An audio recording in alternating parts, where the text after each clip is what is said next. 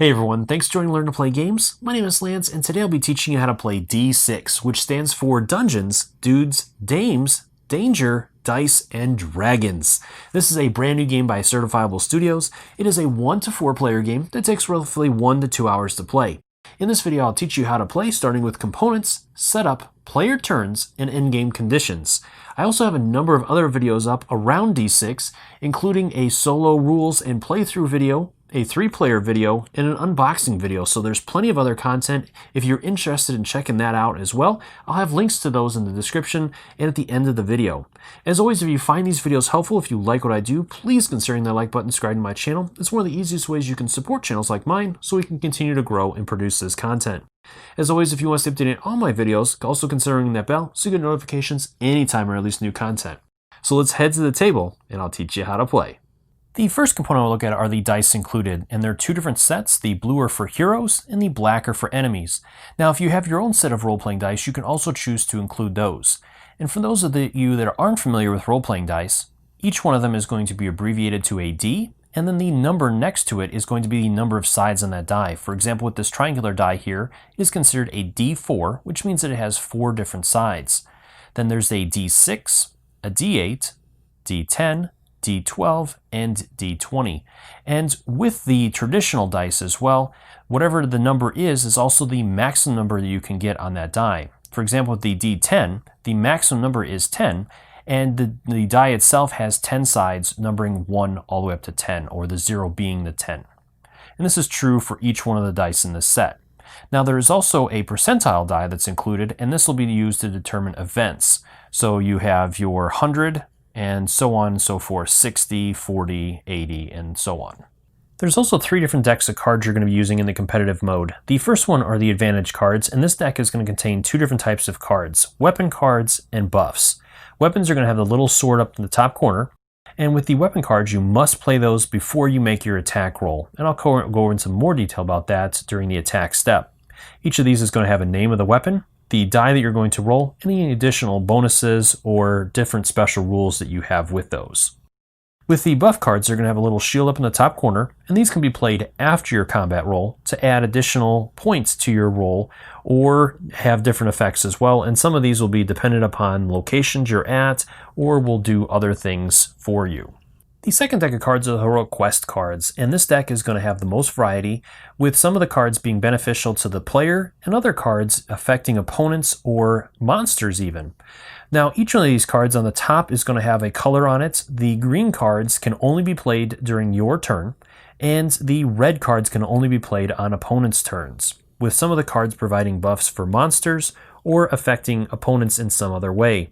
Some of these cards have a lot of flavor text on them and little fill in the blanks so you can kind of create your own story as you read the card and lay out your opponent's doom.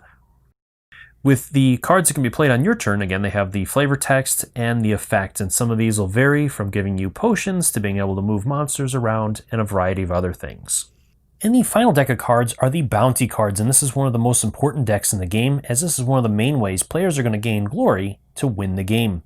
At the top of each one of the cards is going to be flavor text to kind of set the mood and let you know what that monster did to deserve to be hunted. Then underneath that is going to be the group of monsters you're going to be looking for at a specific location on the map, and if they're there and you're able to kill them, you'll gain this card and the number of glory points at the bottom. Moving over to the enemy tokens that are going to be placed in the bag at the beginning of the game, there are 5 different classes of enemy monsters. These are all going to be color coordinated to the class and are also going to have their own symbol that you'll find on the back of each token.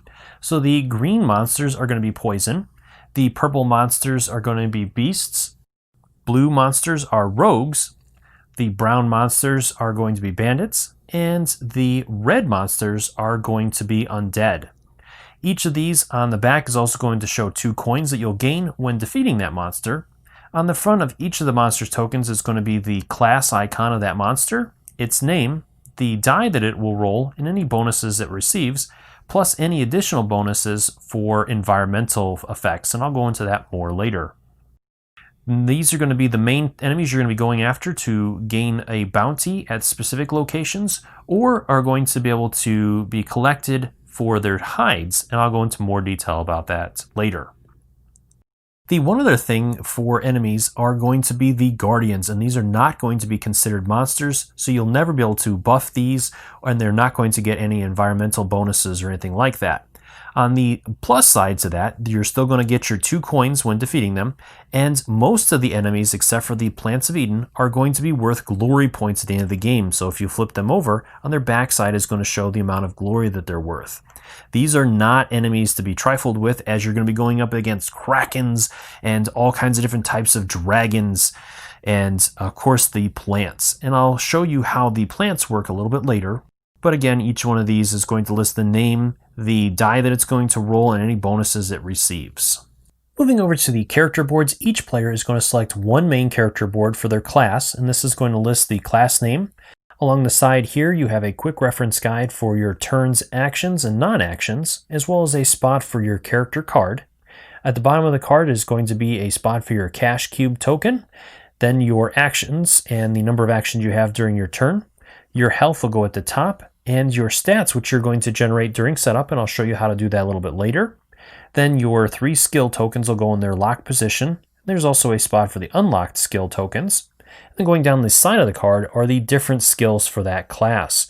And each class is going to have some of its own unique skills that it can perform. Each player is also going to gain a gather board, and each one of the gather boards has some slight differences to it, and I'll go through those in a second.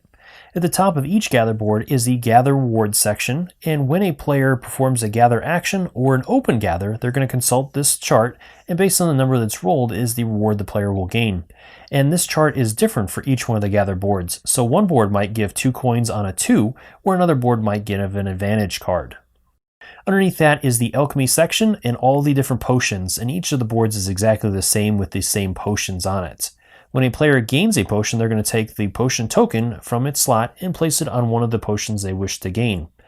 Likewise, when a player wants to use a potion, they'll simply return that back to its section and then carry out the effects of that potion.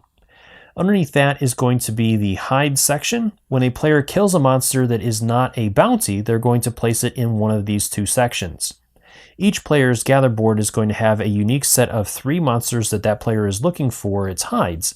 For example, with this one, he's looking for poison, bandits, or undead. When a player gains a matching hide, they're going to place the token in that slot. And once a player has all 3 of the different tokens, then they get to cash it in and take care of the effect on the board. And I'll cover that more later. If it is not one of the hides that's listed, then it'll go into one of the wild hide slots. And when a player gains 2 wild hides, they can convert one of those to one of their specialty hides, and the other will return back to the bag. And again, I'll go through more of this later on in the game.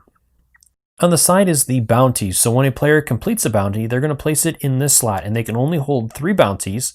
Once they get that, or whenever they return to the village, they get to empty those bounties out, and then they'll open those slots back up. The very first step in character setup is to choose one of the characters you want to play as. There are 44 different characters included in the base game, and each one has a little entry in the book with some backstory on it and a suggested class. But this is just a suggestion, as each character does not have any special rules or anything, so there's no difference between one character and other than just the image of the character. On the back of each of the characters' card is their chib out status and the die that they'll roll when they're chibbed out, and I'll explain that more later. Once you've chosen your character, the next thing you're going to do is choose your class, and there are 4 different classes included in the base game, and you can do this in any manner you want to. You can roll off, or if certain players want to play certain classes, however you want to decide that. For my example, I'm going to go ahead and set up the Explorer class, so I'm going to go ahead and place my character card that I've selected in there, and then the next thing I'm going to do is to either choose to use the character standee that matches that character, or alternatively you can use the token for whatever class you've chosen as well, and all of these are going to be color coordinated. So all of the tokens for the Explorer are going to be blue. So I'm going to go ahead and use this one instead of my character for that class. The next thing I'm going to do is place the cash cube down in its slot, and again it'll be color coordinated, so I have my blue one there. I'll have an action token that I'll place on the R section. As each turn that is mine, I'll have 3 actions that I can perform. I'll explain those in a little bit. Next, I'll grab the health tokens, and I'll place 1 in each one of the health slots, with the heart side up and not the +1 side, as that is used for monsters. From there, I'm going to go ahead and show you how to set up your stats. So with this, you're going to grab the D6 die and give it a roll. based on the number it's rolled, if it is a 1, 2, or 3, then you're going to gain 1 coin for that low of a roll, and then you're going to grab the number 3 token, as a 1 or 2 always is going to be converted to a 3. Once you've rolled and gotten your results, then you're going to choose one of those stats to place that number in. And each of the classes have one stat that gets a +1. So if I chose to put it in intelligence, then I would actually increase that to a 4. There are no tokens for lower than 3, and that's why the 3 is gathered. So if you roll a 1, 2, or 3, you're going to get the 3. So I'm going to go ahead and place this in the stealth section. And then once I've placed, then I can roll again to try to set up another stat. So this time I rolled a 5, which is pretty good. So I can choose another one to place that in.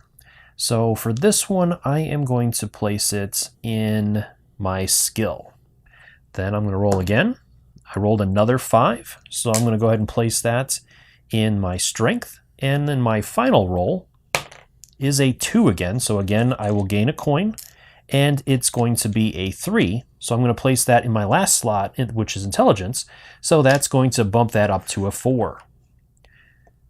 From there, then I can place my skills in their section, and I'll show you how to set those up in a minute, but for now you can just place them all in the locked section.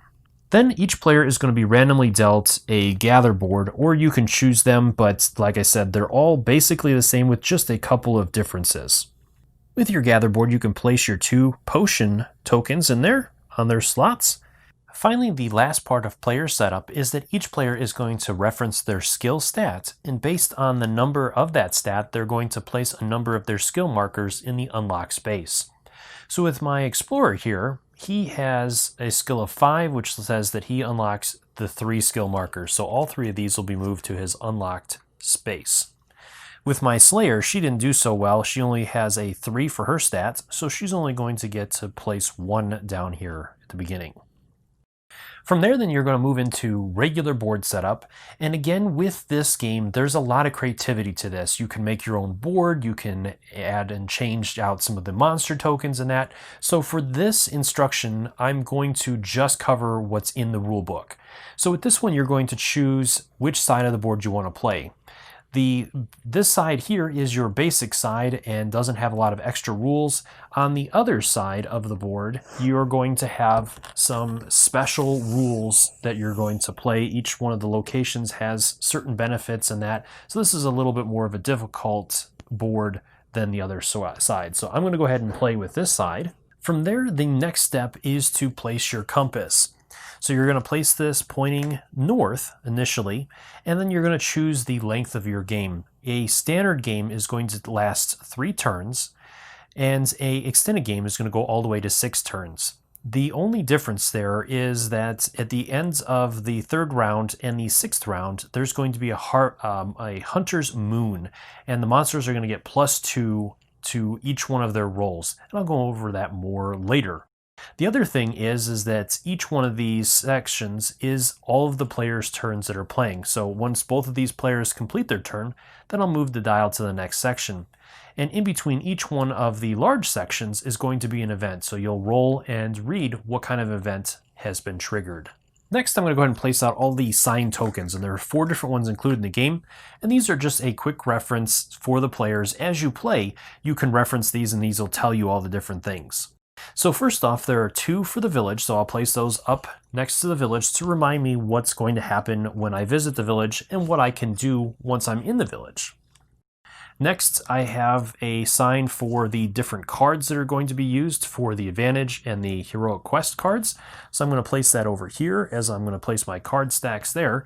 And then the final sign is all of the other actions that you can do outside of the village. So I'm going to go ahead and place that one over here. From there, I'm going to go ahead and shuffle up the advantage card deck and deal 1 card to each player to start the game, and then I'll place the rest of the deck next to the sign with that side.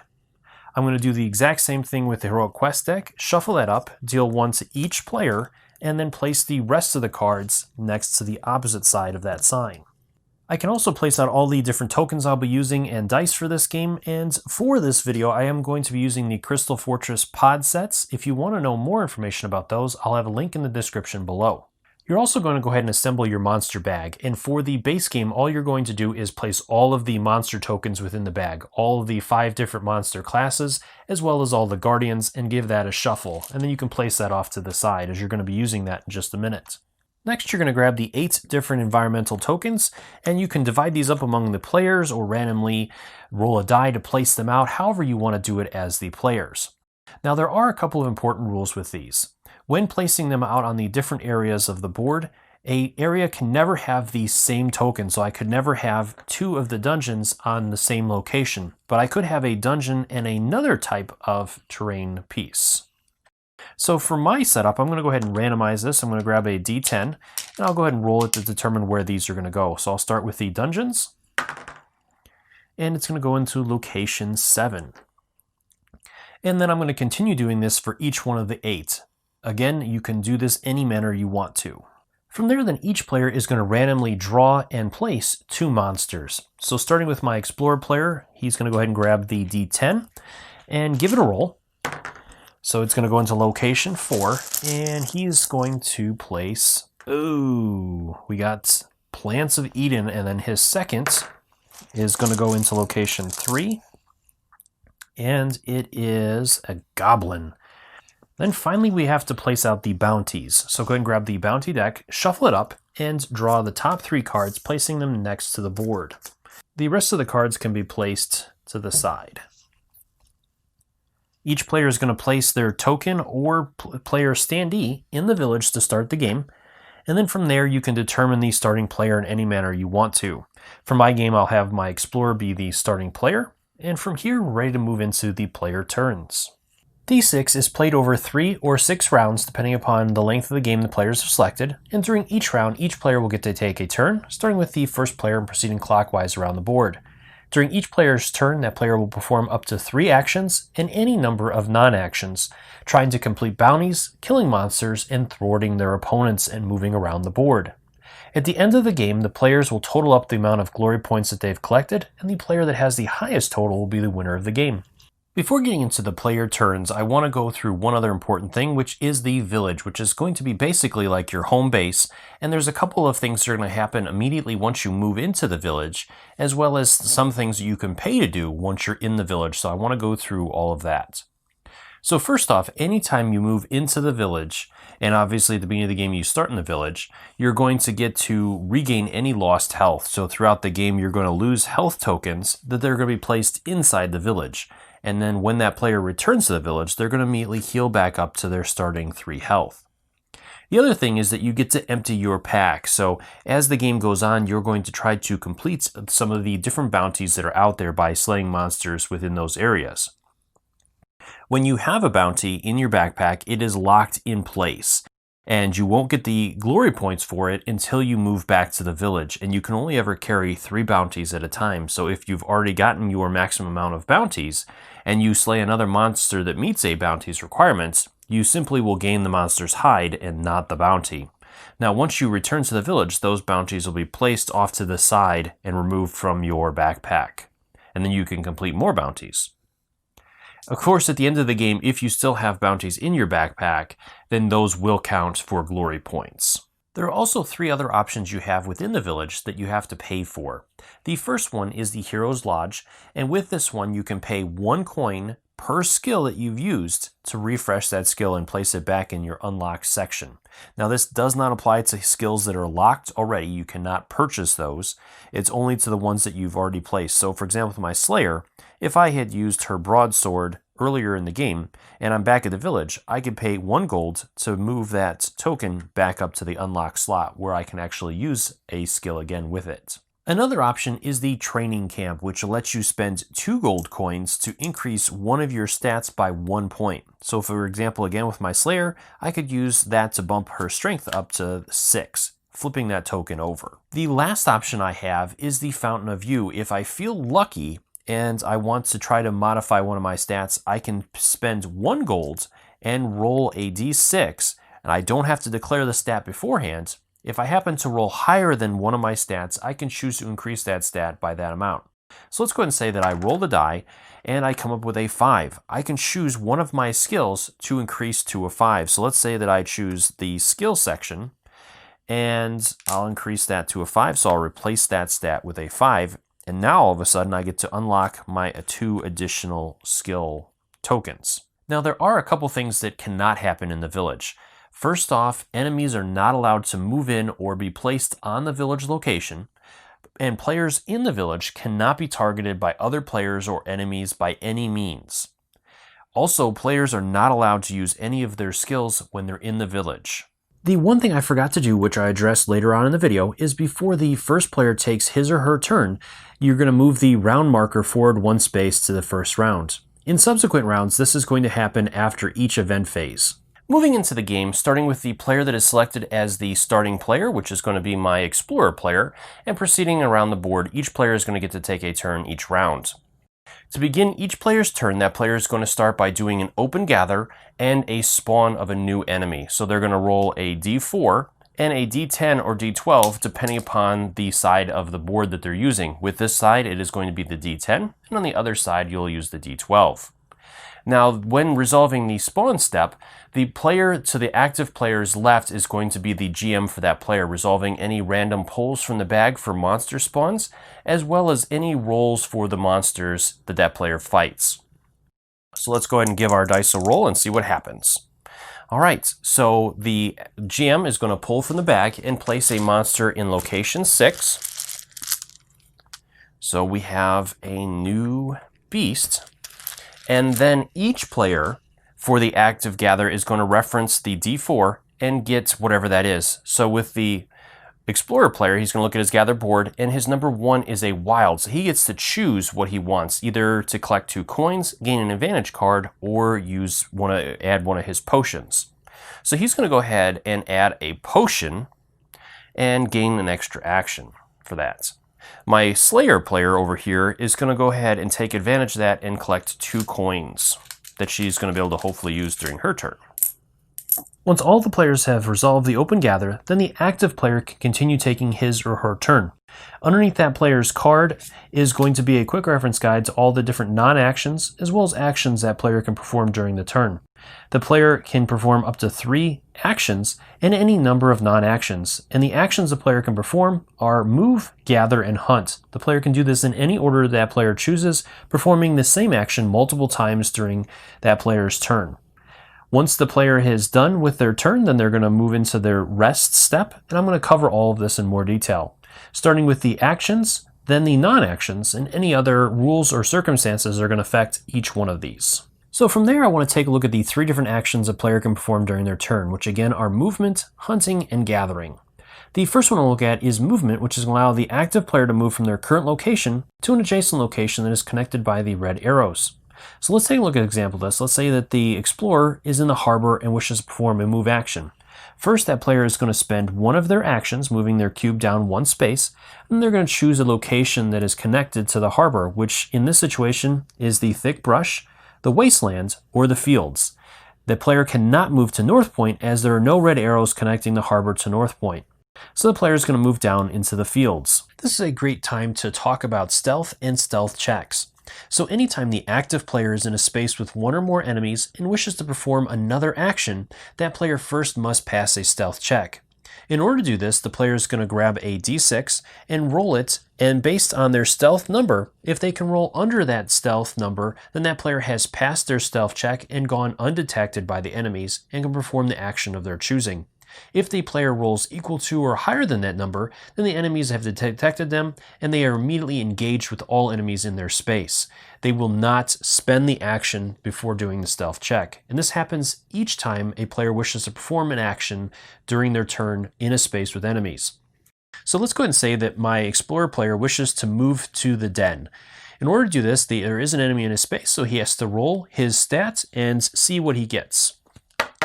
So I did pass. I rolled underneath my stealth, so I can perform that action, spending that cube and moving into the den. Now, if I would have failed that, let's say that I had rolled a 3, then I would not have spent that action and I immediately would be engaged with the goblin in that space. Now, there's a couple important notes with this. If you fail your stealth check and are engaged with enemies, you can choose the order in which you fight those enemies, but you cannot choose to end your turn before engaging those enemies unless you spend some sort of other non-action, which could be a potion, one of your skills, or cards, or you could even shib out, which again, I will cover more of those details later in the video. The other thing I want to talk about is renting a horse. So you can spend 1 gold coin to rent a horse, which will allow you to move 1 extra space during a move action.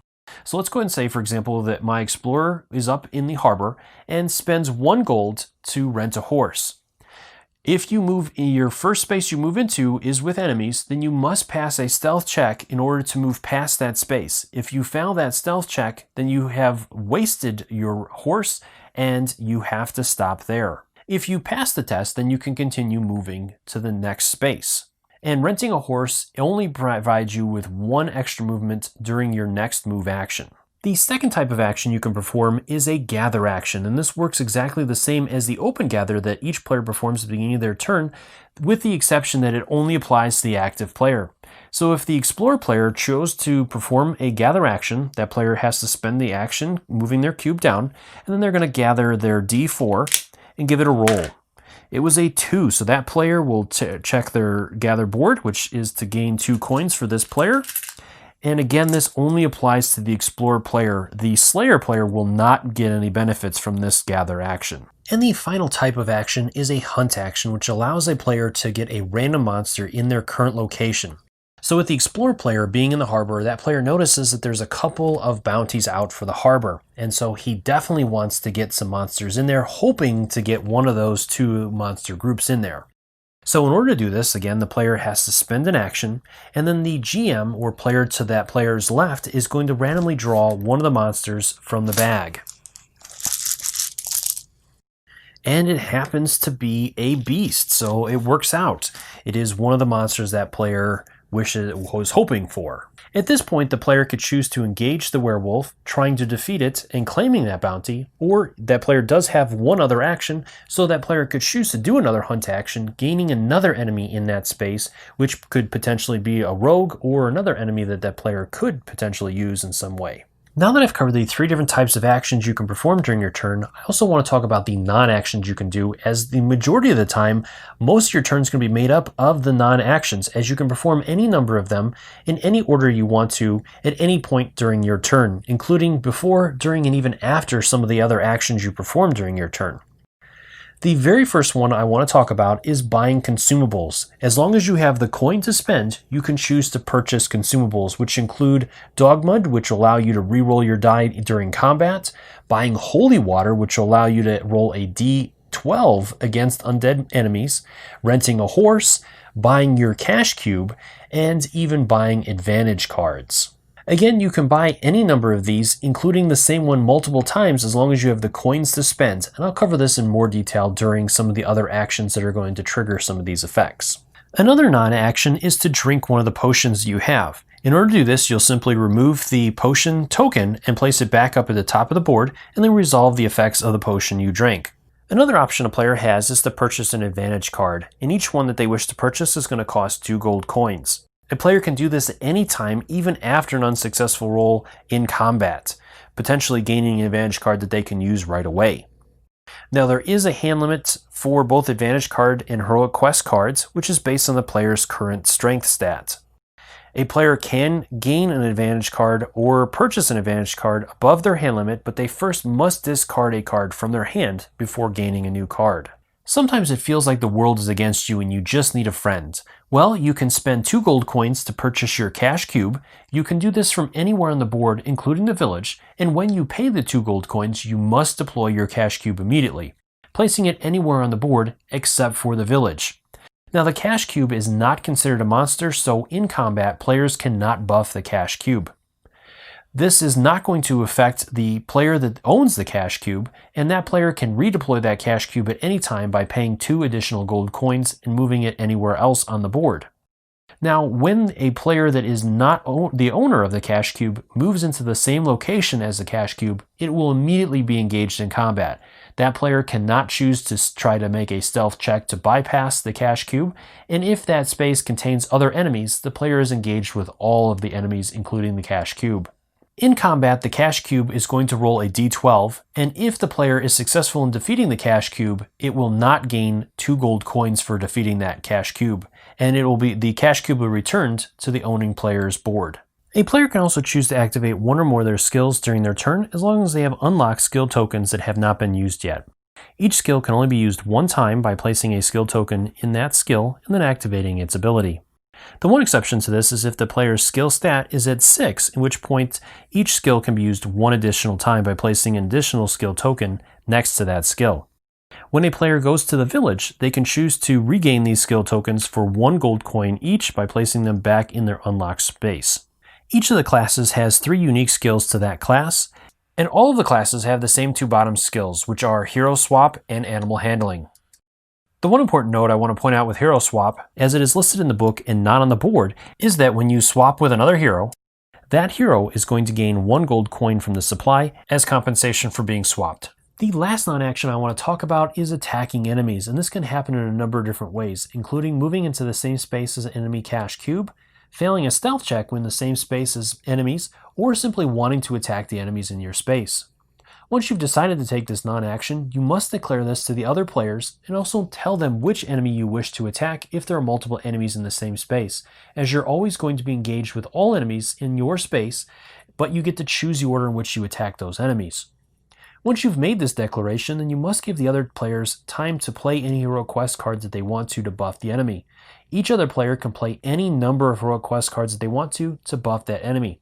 So for example, with my Slayer player, she does have a request card, so she can choose to play that. She does not have to. She can hold that for other combats if she wants to, or she can choose to play it. So for this example, she's going to go ahead and play it. And this one says, I should have mentioned this sooner. This monster is traveling with a minion. Place 1 buff on this monster. So she would discard that card and place a +1 buff on that monster. Now, the one important thing I want to point out with this is if the monster or the enemy you're targeting is a guardian, which is the white chips, then you cannot buff them in any way. Once all the players have had enough time to buff the enemy or play any buffs that they want to, then it'll move back over to the active player.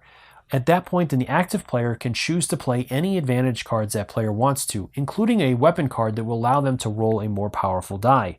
Normally, a player that does not play a weapon card will roll a standard 6-sided die, unless the player has chipped out, which again on the back side of their card will list the die that they would use, with most heroes using a D4 in that situation.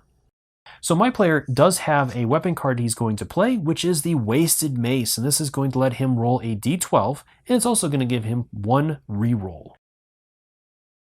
So with that, he's going to go ahead and gather the D12, and the enemy will gather up the D10, which the GM, or player to the active player's left, is going to roll that. Before rolling the dice, I also find it helpful to total up all of the bonuses on the enemy's chip and any bonuses or buffs that enemy has. So with the werewolf is going to roll a D10, and it's going to add +1 to that, plus an additional +1 for the buff.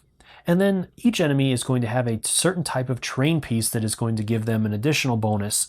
With the werewolf, it is the trails. So if the trails were in that same space, then it would add an additional +1 to that. At this point, the werewolf is going to add +2 to whatever that roll is. So let's go ahead and give these a roll and see what happens. So very poor on my part, but very good on the enemy's part. So he rolled an 8 plus the 2, so he has a total of 10 on his die now. At this point, this is not the end result. This is just what could happen. The active player has a number of different options to change that die value, both for his die and the enemy die, including using different potions, such as the Rock of Mages, which will allow him to re-roll the enemy's die, or using the potion to give +2 to his die roll. You can also use skills and any other advantage cards that would give you bonuses. If you have coins, you can also spend 2 coins to buy Dog Mud, which will allow you to re-roll your die as well. And you can do this any number of times using any combination of the skills, potions, and any other abilities that you have to add those bonuses to your die. At this point, my player does have that free reroll, so let's go ahead and use that. And it comes up as a 12. Wow, that was really, really lucky. Again, I could choose to use any other bonuses if I needed to at that point. Once the player is satisfied or is unable to modify in any other way, then we'll move into combat resolution. We'll compare the numbers to the enemy. So with the enemy there, he ended up rolling a total of 10 as he got those +2 bonuses to it. So the enemy rolled a 10 to my 12. In normal combat, an enemy will win the combat if it rolls higher than the player or ties. The one exception to this is if the player's strength is a 6, which at that point the player will win ties. So normally the player has to roll higher than the enemy to defeat them. But again, if his stat is 6, then he will win ties as well. So in this situation, I did roll higher than my enemy, so I have dealt 1 damage to that enemy, and normally enemies only have 1 hit point unless a buff card has been played on the enemy that gives them an additional health. When an enemy is defeated, including guardians such as the Plants of Eden, you're going to gain 2 coins. The one exception to this is the cash cube, where you will not gain 2 coins. And then, depending upon the type of enemy it is, there's going to be a number of different things that are going to happen. First off, if it is an enemy that matches one of the bounties in that location, then you would collect that bounty card and place that enemy's token back into the bag. If it is not an enemy that matches that, so let's go ahead and say, for instance, that it was an undead skeleton that I had defeated instead, then that enemy, I would take that enemy and compare it to my specialty hides that I am trying to require, as there are 3 different types for each player. With my player, I would need either a poison, a bandit, or an undead enemy. If it matches one of those enemies, I get to place it in that matching space. If it, again, is not one of those enemies even, then it would go into the wild hides. And if I get 2 wild hides, I get to convert one of those to any one of the specialty hides I need, and the other one would be returned to the bag. The one other important thing with that is if, for example, that enemy, let's go ahead and say that I had rolled lower than him, and he won the combat.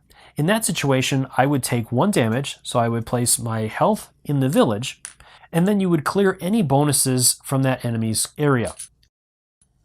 Then you would enter into a new combat with that enemy where you have to attack them again. And this is going to continue with that enemy until either you defeat the enemy defeats you, or you find another way to disengage from that combat. You cannot choose to change out and fight another enemy. So for example, if we had multiple enemies in that space and I lost against the werewolf, I cannot change and go after the mushroom if that werewolf was still alive. I must continue fighting the enemy that I chose first before attacking other enemies.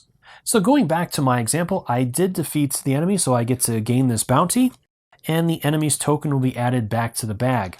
Now, the one important thing when a bounty is claimed, you're always going to reveal a new bounty, and then you're going to roll a d10 or d12 to spawn a new enemy in a location. And again, the GM will pull from the bag. So let's go ahead and roll that, and it's a 9. So I would add a new enemy, which is a rogue, to the swamps.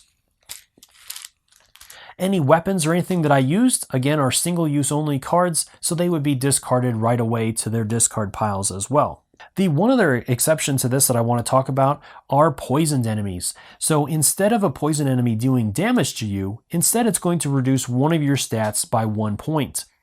If all of your stats are at a 3 already, which means that they cannot be reduced any further, and you take a damage from a poison enemy, you immediately die and will go to the river Styx. The one other thing I want to touch base on are the 3 specialty rules: ranged, criticals, and dual wield.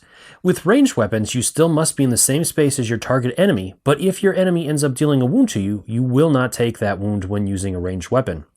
With a critical, anytime you roll a die and you have a critical effect, it doubles the result of the die. So if I rolled a 6, it would actually be doubled to a 12.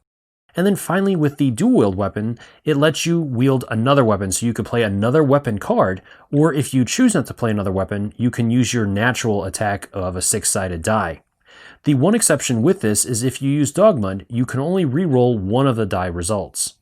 Now that I've covered combat, I want to talk about disengagement and chipping out, as that is a very important part of the game as well.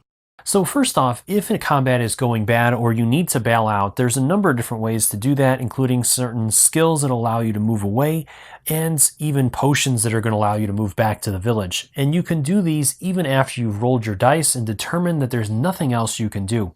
So let's go back into the example that I was showing you earlier with the werewolf. So let's go ahead and place him back and say that my player had not defeated him yet and had gone through a couple rounds of combat and had lost those combats. and has already rolled a dice for this round and came up with a bad number. So let's go ahead and say that we are in this situation where the monster is going to defeat me. I have already used everything that I can possibly use. I know I have some stuff there that I could do, but let's go ahead and say, for example, that I was out of options. I am going to lose this combat, in which case then I would die. So there's a couple of options I have. Again, I can potentially use a potion if I have one to get out of here. If I had a skill that would let me move, I could do that, or I can chib out. When I chib out, I'm going to flip my player card or my heroic card over to its chib side, and that's going to change the die I get to roll. From there, I do not lose an action or a hit point, and I will move to an adjacent space of my choosing, as long as I'm following those red arrows. So let's go ahead and say that I want to move back up to the thick brush. And at that point, there's a couple of key things. I'm going to stay in my chib state, which again is going to have me rolling a lower die until I can get the acupunch potion and use that to return to my heroic form. And I cannot use any advantage cards while in chib form. It is going to help as I do roll that lower die for stealth checks, so I'm going to be able to move around a lot easier with enemies in my space, as I'll be able to roll, I'll have an easier time rolling stealth checks. But again, I'll be rolling that D4 in combat, so it's going to make it a lot harder, and I'm not going to be able to use advantage cards. Sometimes death is unavoidable, and in D6 there are two different ways you can die. First, if all of your hit points have been removed, or if you take damage from a poison enemy that requires you to reduce one of your stats and all of them are already reduced to 3, then you will also die. In either one of these situations, all of your hit points are going to be placed in the village if they're not already there, and then your standee or token is going to be placed in Styx River. You're also going to lose any heroic quest cards you have, and any wild hides or specialty hides you have already placed. Those will be added back to the bag. You do get to hold on to any bounties that you have in your backpack or that you've already stored from going to the village, as well as any guardians that you've defeated. You're also going to move your cube back up to its resting position, and your turn is over immediately. At the beginning of your next turn, you're going to gain all of your health back, and then you're going to roll a random die, a D10 or D12, depending upon the board side, the side of the board you're using, and place your standee in that location. So I rolled a 10, so my standee would be there. Then you would continue with your turn as normal. The one other important thing I want to point out is when you return your cube to its resting position, you will not go get heroic quest cards for that as well, so you'll begin your next turn without any heroic quest cards. Now that I've covered all the different things for a player's turn, I want to put it all together and show you one more example with the Slayer player. So moving into that player's turn, again, the very first thing that player is going to do is a spawn in an open gather. So again, that player will gather up the D4 and D10 and give those a roll. So first off, the GM is going to spawn an enemy into location 1, which is a bandit. Then the players are going to resolve the open gather. So the Slayer is going to get a potion. So she'll take the one to give her +2 to combat. The Explorer player is going to go ahead and take the Rock of Mages. From there, then it's going to move into her turn, so she can do anything she wants to. So since she's in the village, she's going to go and start off by doing a Fountain of Youth, which will let her roll a die and see if she can get a better result. And it's a 1, so no luck there. She's going to go and try to do it again. And it's a 5, so she's going to do that and replace the skill with a 5 instead. And that will unlock her 2 other skill tokens. So that's pretty handy. And she's going to go ahead and spend 2 other tokens to just increase that stat by 1 point. From there, she's going to spend her first action to do a move. So she'll move from the village to the thick brush. And there is an enemy in there, so she can either try to stealth past that enemy or attack that enemy. So with that, she is going to, let's go ahead and try a stealth roll and see if she gets lucky. It is a 1, so she can move past. So she's going to spend her second action to move from that space. And for her third action, she's going to go ahead and do a hunt. So the GM will draw a creature from the bag. And it is a poison creature, so she's going to spend one of her skills for animal handling, which will push that enemy. So she's going to push them into the wasteland and have my player redraw. And it is a skeleton, so again, not what she was hoping for. But she is going to go ahead and attack that as she spent her third action. She can stop here if she wants to and rest, but she's going to go ahead and attack that skeleton and try to get rid of it. So it is a d4 plus 2. Again, she can let the other player buff or not. That player is not going to choose to buff this turn, so then it's going to move into the rolling step. So as she doesn't have a card she wants to play at the moment, she's going to go ahead and just roll her d6, and the other player would roll the d4. So it rolls a 3 plus its 2, and it doesn't get any terrain bonuses. And she rolled a 5, so they are tied right now at 5 apiece, but she did raise her strength stat to 6, so she does win ties. So she has defeated the skeleton. She will gain 2 gold coins. And it is not one of her bounties, and it is not a bounty, and it's not a specialty hide for her, so she's going to add it to one of her wilds. From there, if she doesn't have anything else to do, which at this point she doesn't, she's going to go ahead and end her turn. She's completed her 3 actions, so she will get 2 heroic quest cards to add to her hand, and her turn is over. At this point, now that all the players have completed their turn, the round is over. And the one thing I forgot to do is move the dial into the first round, signifying that it was the first round that we were playing. At this point, now that all players have had a chance to go, then you'll move the marker to the event phase. From there, you're going to gather up your event dice, which again is going to be the 10-sided die and the 10s-sided die, and give them a roll and reference your event chart in the book. Now, alternatively, again, you can make your own events if you want to as well, or you can use the ones in the book. So we'll go ahead and give this a roll, and it's 65. So again, we'll move to 65. And it's the Drawing Destiny. So at this point, the player would read through this and resolve any effects of it. From there, then the round will move to the second round, and the first player will begin that round. This is going to continue going round to round until the players reach the end of the third round or the end of the sixth round, whichever they've said at the beginning of the game, to determine the end game condition. The one other thing I want to talk about are the specialty hides. So when a player collects all 3 specialty hides of their required gather board, they can trade those in during their turn to convert or transform a monster in their location to any other monster class. This can be very handy when trying to complete a bounty at a location that does not have the monster type that you need. The other bonus with this is for 1 round, that monster will not get any bonuses for environmental bonuses and will not roll whatever die it normally does. It will roll a 6-sided die instead. So let's go ahead and look at an example of this real quick. With my player, he is in the harbor and he has a vampire in that location, but he's trying to complete this other bounty for the harbor that needs the rogue class. And he has collected all 3 of his specialty hides, so he's going to go ahead and remove those at this point, adding them back to the bag, converting that vampire to a rogue class for this round of combat. It's going to roll a 6-sided die and would not get any other bonuses for environmental effects for that turn. The one thing that can happen is that other players can still buff that creature. And again, this only happens for 1 round, so if my player does not defeat that enemy during this round of combat, it reverts back to its normal vampire state. This is going to continue round after round until the players have completed the 3rd or the 6th round, depending upon the length of the game that they've set. At that point, each player is going to total up all of the glory points that player has acquired throughout the game, any bounties that they've cashed in, any bounties that they have in their backpack, and any guardians that they've slain. For example, with the Explorer player, he has 5 glory points there, 6, 7, and he picks up 1 from the guardian that he killed, for a total of 8 points.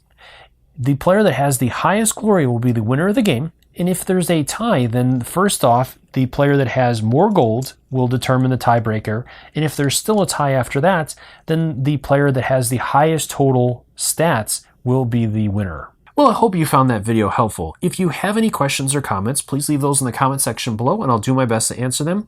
And as always, thank you so much for taking the time to watch my videos and leaving feedback on them. I do really appreciate it, and I take into account everything you say to make the best possible videos. Until next time, I'll see you later.